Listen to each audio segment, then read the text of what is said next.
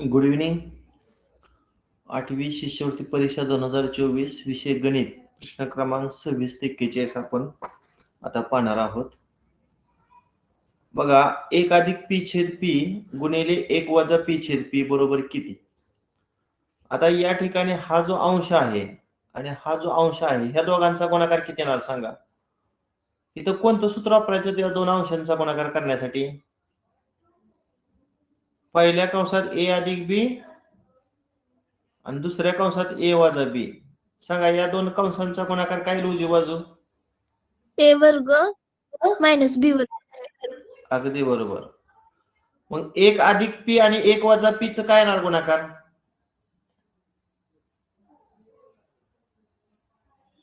ए च्या जागेवर 1 ठेवा आणि बी च्या जागेवर पी ठेवा, काय होणार. 1 वजा पी वर्ग. 1 चा वर्ग वजा पी चा वर्ग आणि छेदामध्ये पी गुणिले पी पी वर्ग. 1 चा वर्ग 1 म्हणजे अंशात 1 वजा पी वर्ग आणि छेदामध्ये पी वर्ग. आहे का हा पर्याय. Option number 4. अगदी बरोबर. पर्याय क्रमांक 4.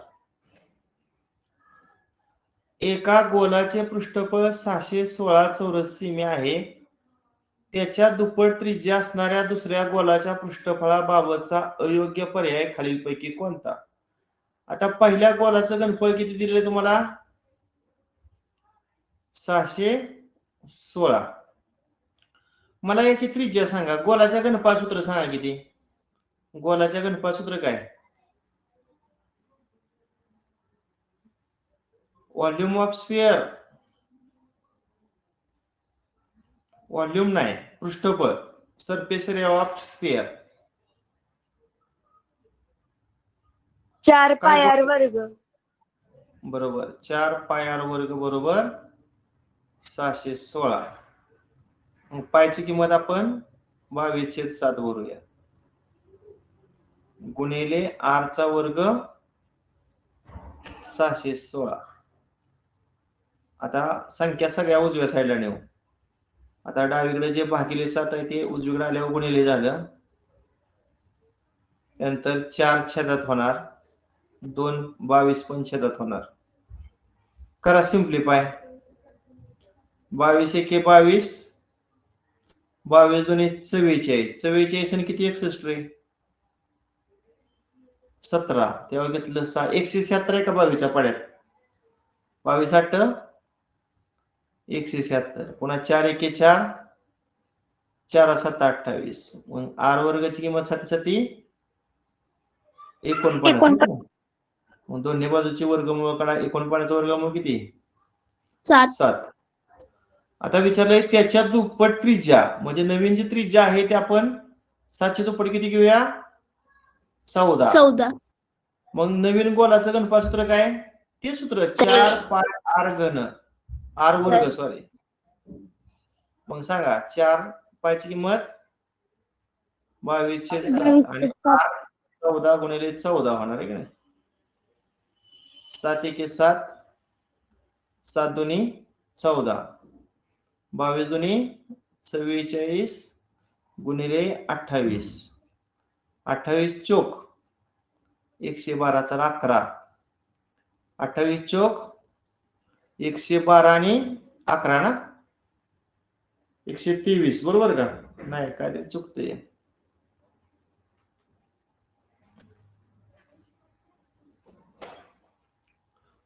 हा गुणाकार इथं चुकलाय की रे. 22 चोक 88 पाहिजे. 22 आणि 4 चा गुणाकार 88 आणि पुढे 14 आणि 2 चा गुणाकार 28. आता आणि 28 चा गुणाकार 2464. आहे का पर्याय 24 64.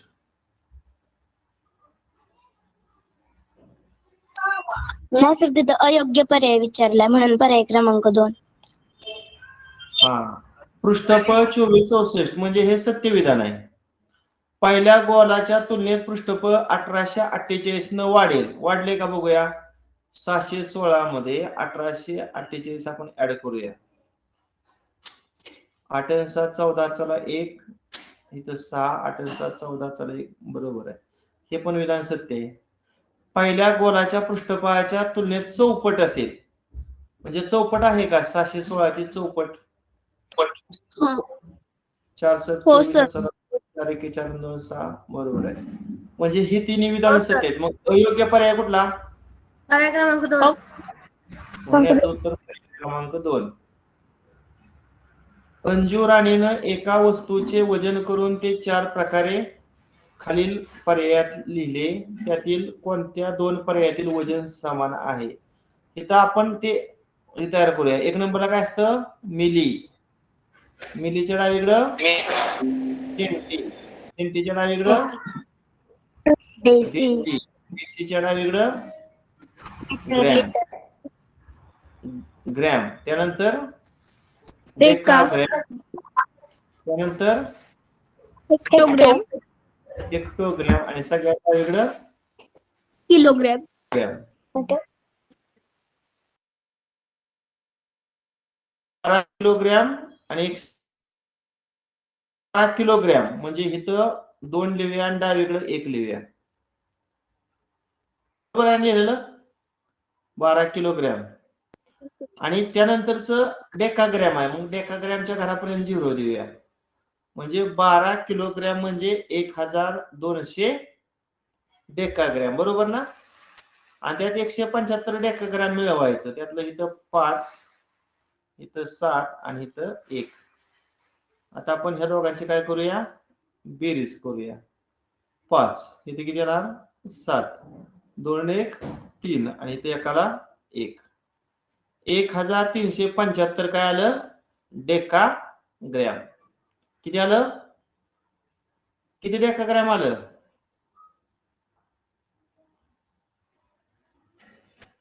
एक 1375 लक्षात ठेवा.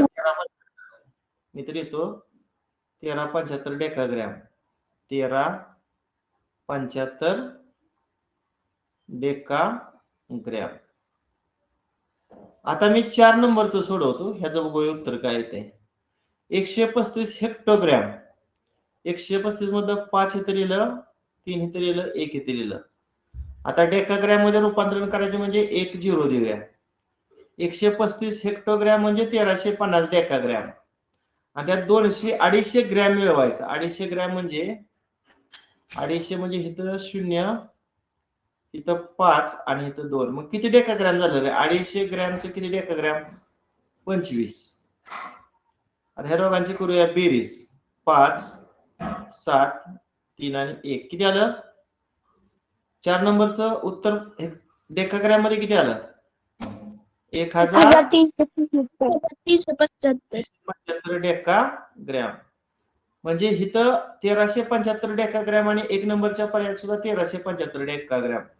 म्हणजे पर्याय क्रमांक 1 आणि पर्याय क्रमांक 4 या 2 पर्यायातील वजन कसं आहे? समान आहे. नेक्स्ट चौरस MNOP त्याची बाजू 18 दिलेली आहे. आता x हा MP चा मध्यबिंदू आहे. मग इथे काय होईल रे? 18चं 2 समान भाग होणार ना. इथे किती आलं? 9 आणि XP सुद्धा किती आलं? 9. पुन्हा y हा NO चा मध्यबिंदू आहे. म्हणजे इथं पण 9 येणार आणि इथं पण 9 येणार. आता एक काम करायचं आपण हा जो भाग आहे तो x मानूया. समजा इथं मी A नाव दिलं इथं वर B नाव दिलं. मला सांग AN किती AN? MN बाजू 18 आहे ना. चौरसाच्या सर्व बाजू समान. मग 18तून x वजा करायचं. AN किती येणार? 18 वजा x. PB जे आहे ते y मानलं मी समजा. तर BO किती रे? पूर्ण बाजू 18 आहे. 18 वजा y. कुणाचा माईक चालू आहे रे? माईक चालू कर. आयुष बनकर आणि राधिका शिंदे. हा ओके. बघा आता रेखांकित भागाचा आपल्याला काय विचारलेलं आहे, क्षेत्रफळ. आता मला सांगा चौरसाचे क्षेत्रफळ सूत्र काय रे? बाजूचा वर्ग. मग आपली चौरसाची बाजू 18 आहे, मग 18चा वर्ग. ही पूर्ण आकृतीचं क्षेत्रफळ आलं, मोठ्या चौरसाचं क्षेत्रफळ आलं. आता उजव्या बाजूला काय घ्यायचं? 300. किंवा असं करूया, 18चा वर्ग आपण नको विचारात गेला. एकच मिनिट. आपल्याला विचारलं रेखांकित भागात क्षेत्रफळ. हा 1 नंबरचा भाग आहे, ह्याचं क्षेत्रफळ सांगा मला. चौरसाचा प्रत्येक कोण काटकोन असतो, मग काटकोन त्रिकोणाचे क्षेत्रफळ 1/2 पाया गुणिले उंची आहे की नाही.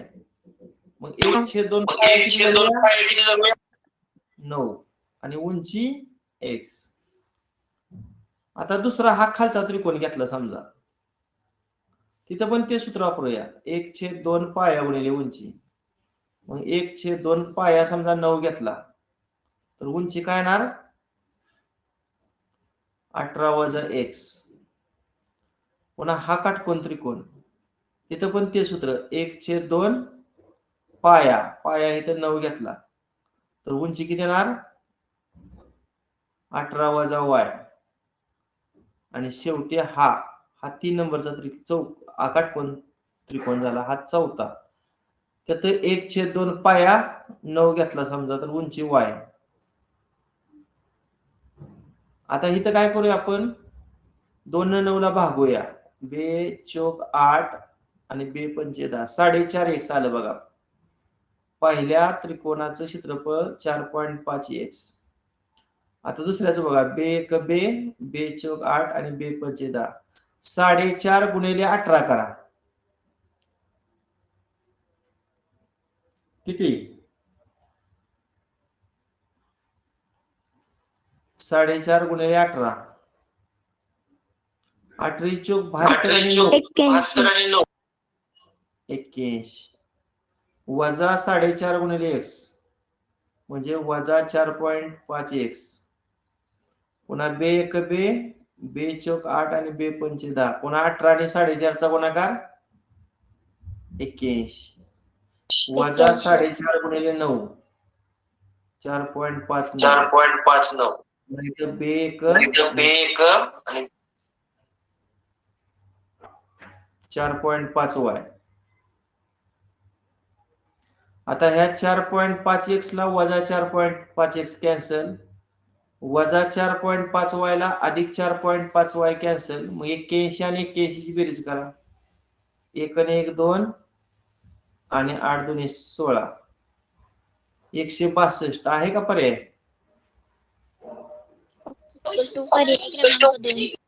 पर्याय क्रमांक 2 आहे. त्यानंतर 30वं. आता मला सांगा, ही जी त्रिपदी आहे हा कुणाचा अवयव आहे रे?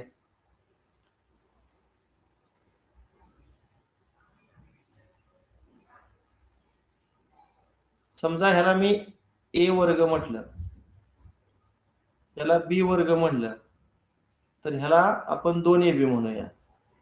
होईल का असं सांगा? a वर्ग म्हणजे 16, x वर्ग कोणाचा वर्ग आहे रे? 4x. 4x चा वर्ग आहे, बरोबर आहे. b वर्ग म्हणजे 4y वर्ग, बरोबर. हे घेऊया 16xy कोणाचा गुणाकार आहे? पहिल्यांदा 2 घेऊया मध्ये, a ची किंमत 4x घेऊया आणि b ची किती येणार? मग 2 चौक 8 आणि 8 किती 16 दुने म्हणजे 2y येणार. आणि b चा वर्ग म्हणजे 4y वर्ग कोणाचा वर्ग आहे? 2y चा. आता मला सांगा, ह्याला a वर्ग म्हणलं, ह्याला 2ab म्हणलं आणि ह्याला b वर्ग म्हटलं, कोणाचा विस्तार येतोय? मग a अधिक b कंसाचा वर्ग. a ची किंमत काय घ्यायची? 4x आणि b ची काय घ्यायची? 2y आणि या ब्रॅकेटचा काय येणार? स्क्वेअर. समजलं का? हो सर. आता छेदामध्ये हा कोणाचा वर्ग येणार? छेदामध्ये 4x कंसाचा आणि 4y वर्ग कुणाचा 2y कंसाचा म्हणजे a वर्ग वजा b वर्ग बरोबर a अधिक b a वजा b त्या सूत्रानुसार काय अवयव पडणार मग 4x आणि 2y ची बेरीज आणि दुसऱ्या कंसामध्ये 4x आणि 2y ची काय येणार वजाबाकी. आता मी भागिलेचं गुणिले केल्यामुळं हा जो छेद आहे तो कुठे जाणार अंशामध्ये जाणार आणि हा जो अंश आहे तो खाली जाणार ना. पण खाली घेताना आपण x चं पद अगोदर लिहूया आणि y चं पद नंतर लिहूया. आता काय काय कॅन्सल होणार सांगा 4x अधिक 2y ला हा 4x अधिक 2y कॅन्सल 4x अधिक 2y ला हा 4x अधिक 2y कॅन्सल 4x वजा 2y ला 4x वजा 2y कॅन्सल सगळे 1 चा भाग गेलाय की नाही म्हणजे याचं उत्तर 1 पर्याय क्रमांक 1 पर्याय क्रमांक 1 एका मंदिराच्या चौरसाकृती परिसराची बाजू 40 मीटर आहे. एक समजा मी चौरस काढला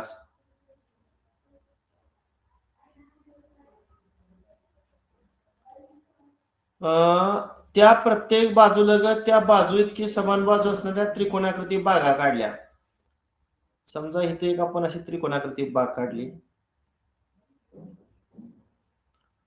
इथं पण एक त्रिकोणाकृती अशी बाग काढली पुन्हा इथं एक त्रिकोणाकृती बाग काढली आणि इथे एक त्रिकोणाकृती बाग काढली. आता चौरस आहे म्हणल्यावर चारही बाजू काय असणार आहे सेम असणार आहे की नाही 40 आणि चौरसाची जी बाजू आहे त्या बाजू इतकी समान बाजू असणाऱ्या त्रिकोणाकृती बागा म्हणजे बाहेरच्या बाजूला जे आपण त्रिकोण काढले का ते समभुज त्रिकोण झालं कसलं त्रिकोण झालं समभुज इक्विलॅटरल ट्रायंगल झालं पहा.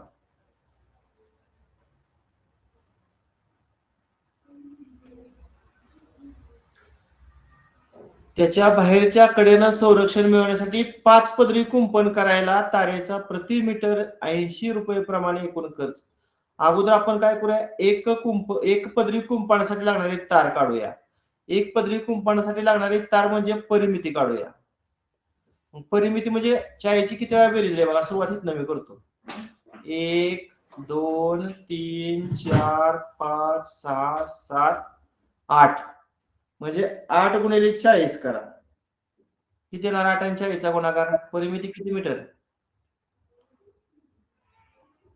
320 मीटर परिमिती झाली.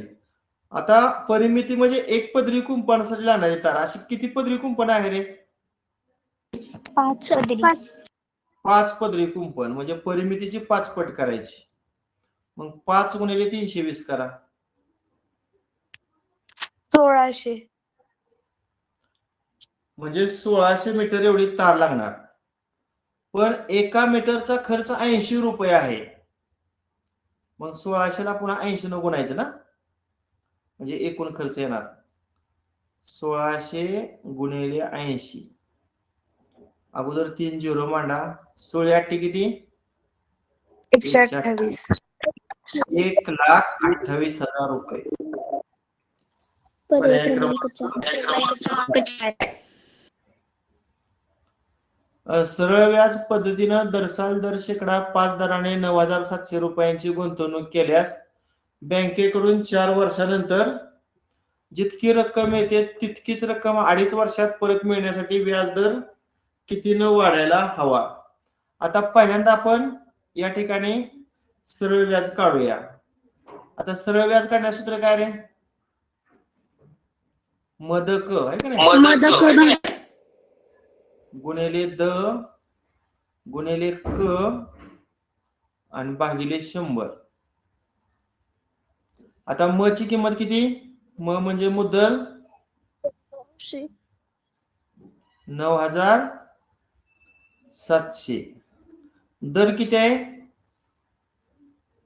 5 आणि कालावधी किती आहे 4 वर्षानंतर म्हणजे 4 आणि भागिले किती करायचं सूत्रानुसार 100 मग ह्या 2 झिरोला हे 2 झिरो कट, म्हणजे 97 गुणिले 5 + 20 करा गुणाकार हा 0 बेसाती 14 चला 1 92 18 आणि 19 1940 काय मिळालं व्याज मिळालं.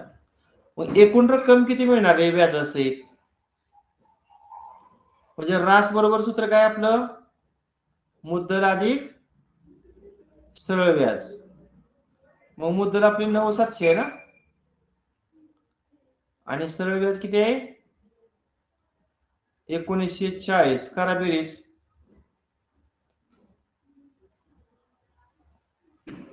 11640 ही मुद्दल आणि व्याज या दोघांची एवढी बेरीज येणार. आता पुढचं वाक्य वाचा. तितकीच रक्कम 2.5 वर्षात मिळण्यासाठी व्याजदर कितीनं वाढायला हवा? तितकीच रक्कम म्हणजे 1940 इतकीच रक्कम. मग मला वाटतं रास नसती काढली तरी चालली असते की नाही? हो सर. हा बरं आपण हे कट करूया. आता पुन्हा एकदा ते सूत्र वापरूया. कुठलं? सरळ व्याज बरोबर म गुणिले द गुणिले क आणि भागिले 100. आता सरळ व्याज 1940 टाकू, मुद्दल तितकीच रक्कम आहे म्हणजे मुद्दल किती टाकू 9700. आता दर विचारलेला आहे त्यामुळे द हाय असं लिहितो आणि कालावधी 2.5 आहे 2.5 म्हणजे 2.5 लिहितो आणि भागिले 100. आता या 2 झिरोला हे 2 झिरो कट. आता 97 जे औषध आहे ते डावीकडे आल्यावर छेदात गेलं आणि 2.5 जे औषध होतं ते पण छेदात गेलं. आता इकडे फक्त द. आता 97 ची दुप्पट ना 194 आणि वरचा एक झिरो.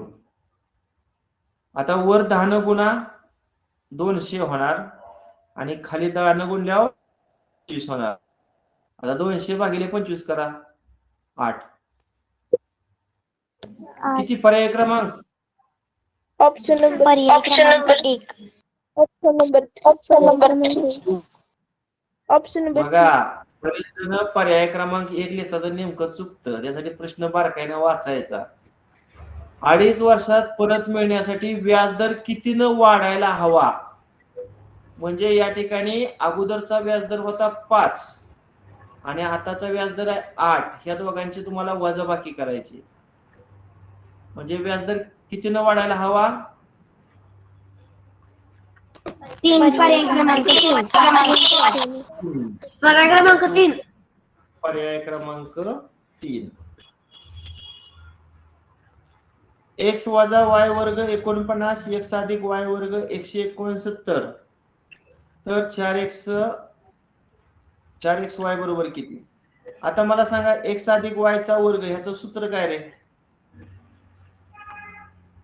सूत्र आपलं नेहमीच असं आहे वर्ग अधिक 2xy अधिक y वर्ग. पण आपण ह्यात असा बदल करायचा कारण इथं x वजा y चा वर्ग आहे. मग x वजा y चा वर्ग सूत्र काय आहे? x वर्ग वजा 2xy अधिक y वर्ग आणि त्यात 4xy ऍड करायचं. बरोबर आहे ना? म्हणजे ह्या 2xy पदाचं हे पद येते बघा. 4तून 2 गेलं 2 मोठ्या संख्येचं धनचिन्ह. आणि मग पहिली जी त्रिपदी आहे तो कोणाचा वर्ग आहे? वजा y चा वर्ग आहे. किंवा बऱ्याच जणांचं हे डायरेक्ट सूत्रच पाठ असतं. x अधिक y चा वर्ग बरोबर x वजा y चा वर्ग अधिक 4xy. आता x अधिक y चा वर्ग 169 दिलाय. डाव्या साईडला मी 169 लिहिलं. x वजा y चा वर्ग 49 आणि पुढे प्लस 4xy. किती बघा 4xy 49 डावीकडे वजा होईल. 169 वजा 49 करा वजा बाकी. 9तून 9 गेलं 0 7तून 4 गेलं 2 आणि एकाला 1 120. बघा पर्याय क्रमांक 4. आयुष बनकर माईक बंद कर की बाळा. आयुष बनकर,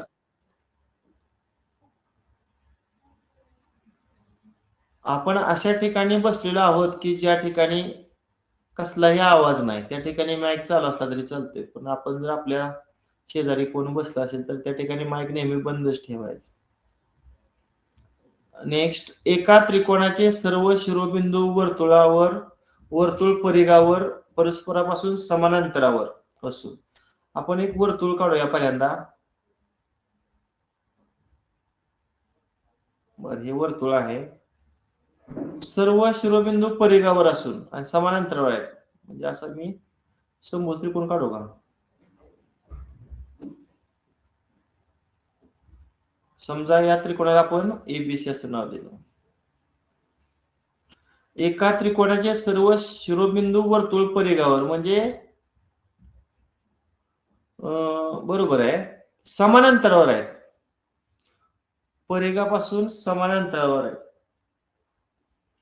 एका त्रिकोणाचे सर्व शिरोबिंदू वर्तुळ परिघावर परस्परांपासून समान अंतरावर आहे. आता त्यांचं वर्तुळ केंद्रापासूनचं अंतर, समजा या ठिकाणी हे आपण असं जोडलं, समजा ओ नाव दिलं वर्तुळाच्या केंद्रबिंदूला. आता हे सगळ्या त्रिज्याच आहेत ना. वर्तुळ केंद्रापासून प्रत्येकी अंतर 14, म्हणजे एओ 14 येणार आहे की नाही. पुन्हा बीओ पण 14 येणार आणि सीओ पण 14 येणार. तर त्या त्रिकोणाची मध्यगा मी असं करतो, एओ हा रेषाखंड खाली वाढवतो असं. समजा ते पी नाव दिलं. एपी काय झाले रे? मध्यगा झाली, म्हणजे आपल्याला एपी विचारलेला आहे. बरोबर आहे का? आता तुम्हाला माहित आहे ओ हा काय झाला? तिन्ही मध्यगाचा संपात बिंदू झाला. कारण बीओ जर पुढे वाढवला, समजा इथे क्यू नाव दिलं तर बी क्यू ही मध्यगा झाली. सीओ पुढे वाढवला, इथं आर नाव दिलं तर सी आर पण मध्यगा झाली. म्हणजे एपी, बी क्यू आणि सी आर या त्रिकोणाच्या तिन्ही मध्यगा झाल्या. म्हणजे ओ हा बिंदू गुरुत्व मध्ये आहे, त्याला आपण जी म्हणतो, इथं ओ नाव दिले असू द्या. मग तुम्हाला एक गुणधर्म माहिती आहे का रे? गुरुत्व मध्ये हा प्रत्येक मध्यगेचं 2:1 या प्रमाणात विभाजन करतो. गुरुत्व मध्ये काय करतो? 2:1. म्हणजे एओ आणि ओपी हा जो रेशो आहे तो काय येणार? 2:1. मग त्यातला एओ तुम्हाला किती लागेल? AO 14 semi. 14 ओपी बरोबर 2:1. तिरकस गुणाकार करा. 2 ओपी बरोबर 14 ऑप्शन आणि 14/2 किती? ओपी 7. आता आपल्याला मध्यगा विचारली, मध्यगा म्हणजे एपी. एपी म्हणजे एओ आणि ओपी ची बेरीज ना. मग एओ 14 आणि ओपी 7 करा बेरीज. 21. Option number 3.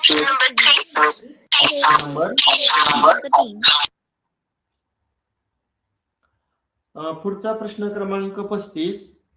खालीलपैकी कोणत्या 2 पर्यायातील राशी पूर्ण वर्ग आहेत? आता 1 नंबरचा पर्याय आपण बघूया. एक्स वर्ग वजा 2 अधिक, आता एक्सचा वजा 2 घातांक आहे, तो छेदात गेल्यावर काय होणार आहे? अधिक 2 होणार. ही वर्ग राशी येईल का रे? 1 नंबरचा पर्याय वर्ग राशी येईल का? आहे का ह्याचा वर्ग सांगा? पहिल्या पदाचा वर्ग वजा 2 गुणिले पहिलं पद गुणिले दुसरं पद अधिक दुसऱ्या पदाचा वर्ग आहे. ही काय आहे? पूर्ण वर्ग राशी आहे. आता 2 नंबरचा पर्याय बघा. हिथं पण ऋण चिन्ह आहे आणि हिथं पण ऋण चिन्ह आहे, असं कधीही नसतं बरं का. एकतर दोन्ही धन असावेत किंवा 2 नंबरचं ऋण आणि 3 नंबरचं धन. कारण ए वर्ग अधिक 2ab अधिक बी वर्ग सगळी चिन्ह धन आहेत. आणि ए वजा बी चा वर्ग काय, ए वर्ग वजा 2ab अधिक बी वर्ग, म्हणजे मधलं ऋण आणि शेवटचं धन. त्यामुळे 2 नंबरची जी राशी आहे ती पूर्ण वर्ग राशी नाही. चला 3 नंबर चेक करूया आपण. 3 नंबरची येते का बघा. आता हा कोणाचा वर्ग आहे रे, 5p चा आहे की नाही, वजा समजा 30 PQ चा आपण 2 गुणिले 5p गुणिले किती घेऊ, बे 5 10 आणि 10 6 क्यू घेतलं. आणि शेवटचं 36q वर्ग कोणाचा वर्ग आहे, 6q चा. येतोय का हा वर्ग कोणाचा, बे 5 10 10 60, बे 5 नाही, तिथं 30 PQ आहे ना रे, आणि इथं गुणाकार किती येतोय, 60 PQ येतोय. मग नाही येत ना, नाही येते. इथं जर 60 PQ असतं का नाही तर ही वर्ग राशी आली असती. त्यामुळे हा पण पर्याय गेला. आता शेवटचा पर्याय बघा, हा कोणाचा वर्ग आहे, 64a वर्ग 8a चा 8 अधिक 2 गुणिले 8a गुणिले 4b आणि शेवटी 16b वर्ग कोणाचा वर्ग, 4b चा. आता बघा आपण, पहिलं पद 8a, दुसरं पद 4b, 8a 4b चा गुणाकार 8 चौक 32ab, 32ab ची दुप्पट 64ab आहे, बरोबर येते. म्हणजे हा कोणाचा वर्ग आहे, 8a प्लस 4b ब्रॅकेटचा. म्हणजे वर्ग राशी कोणकोणत्या आहेत, पर्याय क्रमांक 1 आणि पर्याय क्रमांक 4. नेक्स्ट, 3x वजा 5 या समसंख्येनंतर क्रमाने असणारी 8वी विषम संख्या. आता समसंख्येनंतरची विषम संख्या अशी ज्यावेळेस त्या प्रश्नामध्ये रचना असते त्यावेळेस कोणतं सूत्र वापरायचं सांगितलं तुम्हाला, a अधिक 2b आणि शेवटी -1. a म्हणजे 3x वजा 5, a च्या जागी 3x वजा 5 ठेवायचं,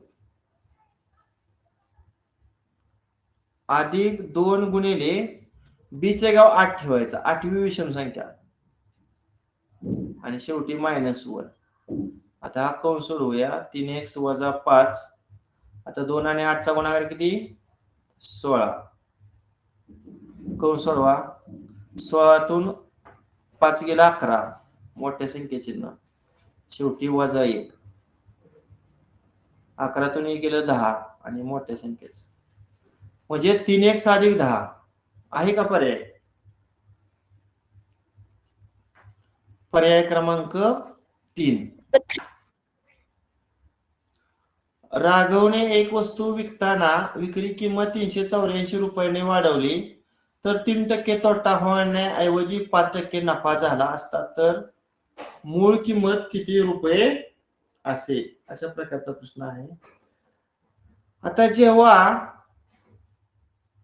शेकडा तोटा आणि शेकडा नफा समान दिलेला असतो त्यावेळेस सरळ काय करायची, ह्या दोघांची बेरीज करायची. 3% तोटा अधिक 5% नफा, 3 आणि 5 ची किती, 3 आणि 5 ची बेरीज किती, 8%.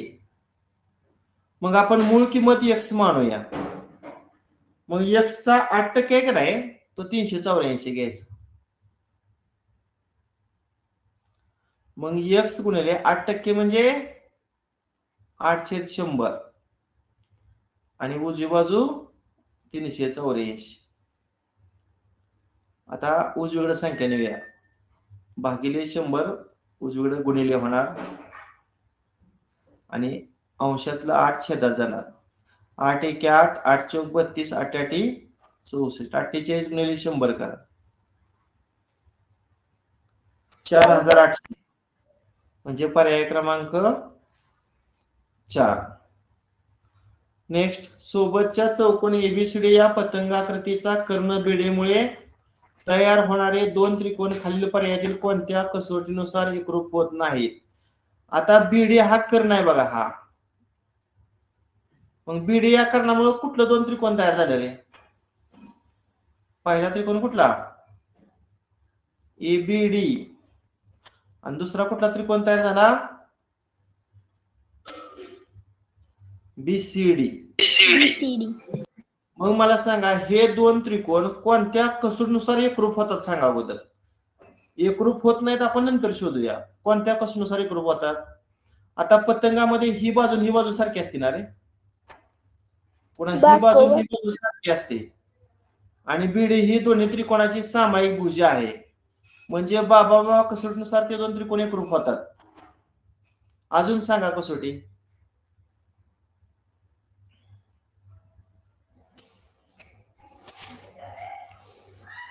अजून कोणत्या कसोटीनुसार ते दोन त्रिकोण एकरूप आहे? बाकोबा. बाकोबा कसं काय सांगा?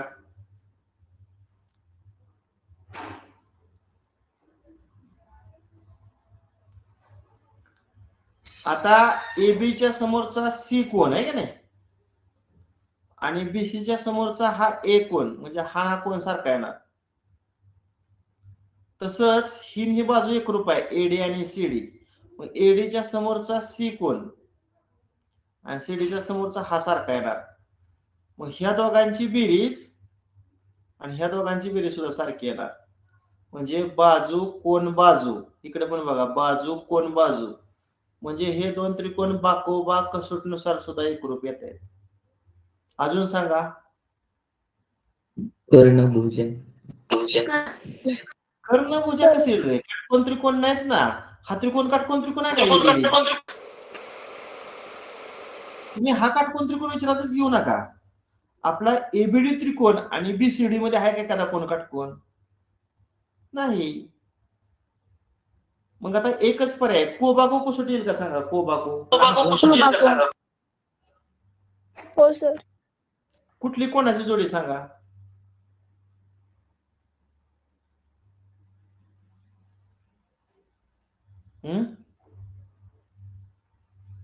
आता लक्षात ठेवा ही एई आणि ईसी पण सारखा असणार ना रे. आता हा काटकोन म्हणजे हा पण काटकोन बघा. कोबाको येते. कोबाको कसोटीनुसार ते दोन त्रिकोण एकरूप येत आहेत. म्हणजे वरील दोन त्रिकोण कोणत्या कसोटीनुसार एकरूप येत नाहीत? कर्णभुजा. म्हणजे पर्याय क्रमांक 4. नेक्स्ट, रफिक जवळ 28,500 रुपये आहे. त्याच्याजवळ काही 2,000 आणि काही 500 रुपये अशा दोन प्रकारच्या नोटा असतील तर 500 रुपयाच्या नोटांची संख्या खालील पर्यायापैकी किती असू शकेल? आता आपण असं करूया, त्याच्याकडे 2,000च्या काही नोटा आहेत आणि 500 रुपयाच्या काही नोटा आहेत.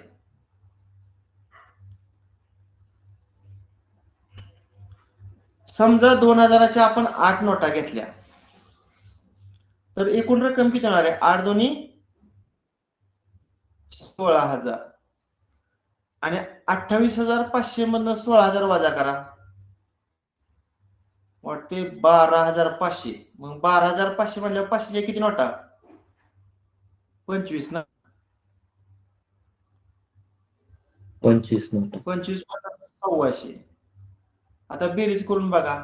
0 0 5 8 आणि 2 किती आल्या? 500 रुपयाच्या नोटा बघा. 25. इतर जर पर्याय घेतलं का नाही तर ही बेरीज जुळत नाही. तुम्ही करून बघा. 25 जर 500 रुपयाच्या नोटा घेतल्या तरच बेरीज बरोबर जुळते. पहा. नेक्स्ट 40 वर्गमुळात 1 वजा k/25 बरोबर 4/5 तर k ची किंमत किती? आता पहिल्यांदा स्क्वेअरिंग बोथ साइड्स करा. दोन्ही बाजूचं वर्ग करा.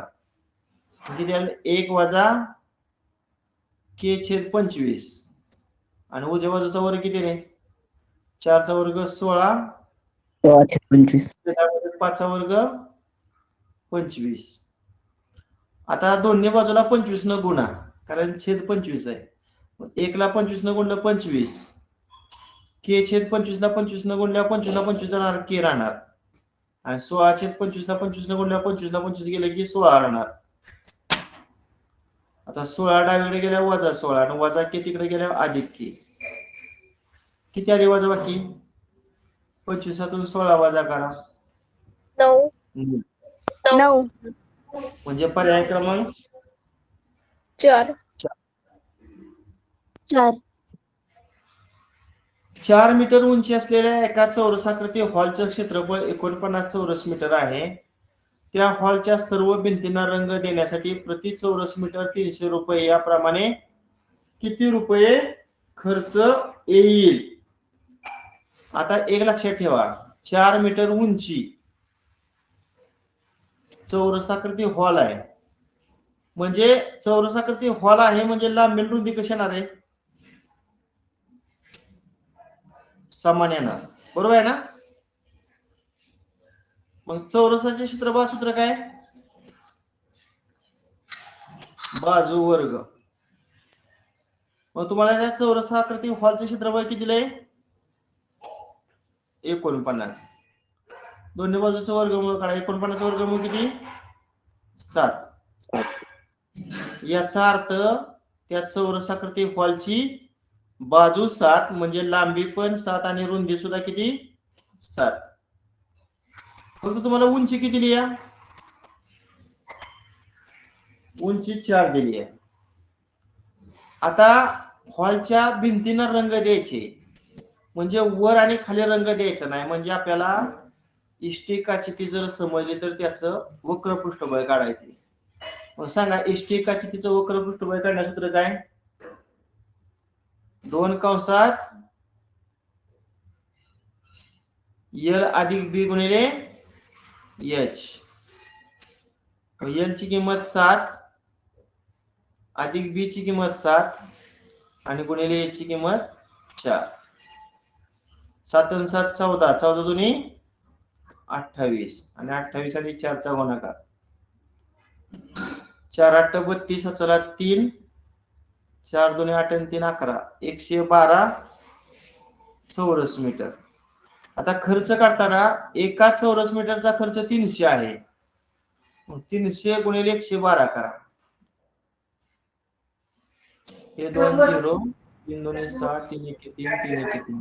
11,200. 1600. किती आलं? 33,600. म्हणजेच पर्याय क्रमांक 3. अशा पद्धतीने आज आपण 2024 ची जी प्रश्नपत्रिका आहे गणित विषयाची त्यातील प्रश्न क्रमांक 26 ते 41 पाहिलेले आहे. ठीक आहे, उद्या संध्याकाळच्या तासिकेला आपण पुढचं 17-18 प्रश्न पाहूया. बस करूया. Okay, bye.